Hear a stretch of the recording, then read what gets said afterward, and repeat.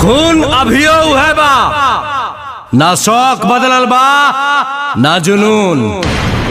सुन ले फिर से, रियासत गइल बा रुतबा ना, रौबा खौफ आज भी उहै बा।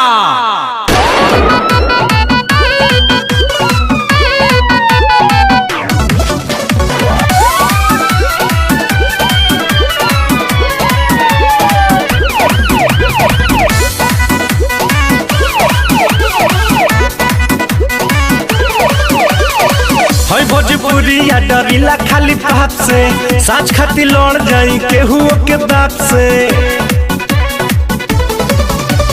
हई भोजपुरिया डरिला खाली पाप से, साच खाती लड़ जाई केहू के बाप से। तो पीछे हटम न के तनो झमेल होई, आज जेल होई काल बेल होई,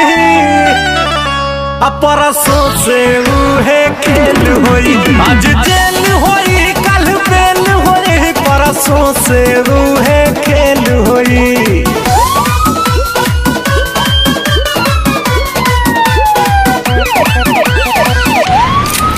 हथियार तो खाली शौक खातिर रखीला बाबू, खौफ खातिर नमवा काफी बा।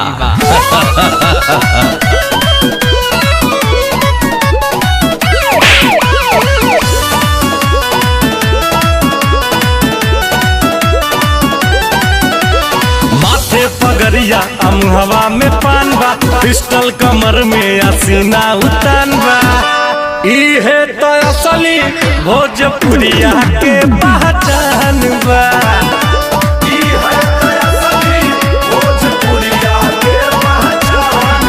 भारी सौ पाए के अकेल होई, आज जेल होई काल बेल होई, परसों से उहे खेल होई। आज जेल होई कल बेल होई, परसों से उहे खेल होई।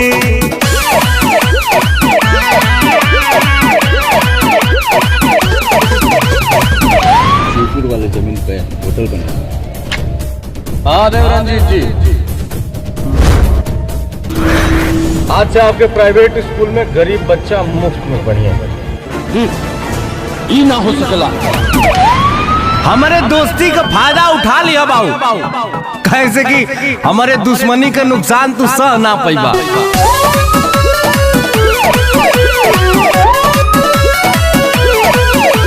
पाका हई हम अपना जुबान के, ले हम जान बात आई जान पे।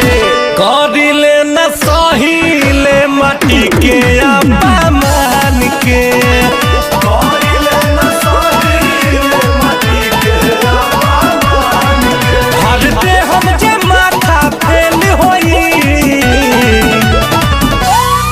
जेल होई काल बेल होई, परसों से उहे खेल होई।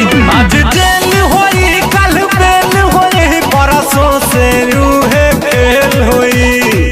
हेलो दोस्तों, तो दोस्तों अगर आपको वीडियो अच्छा लगे तो लाल बटन दबाकर हमारे चैनल को सब्सक्राइब कर दीजिएगा और बेल आइकन को प्रेस कर दीजिएगा। हमारे इस चैनल पे इसी प्रकार का वीडियो आता रहता है, आप पूरा वीडियो जाके देख लीजिएगा। जय हिंद, जय भारत।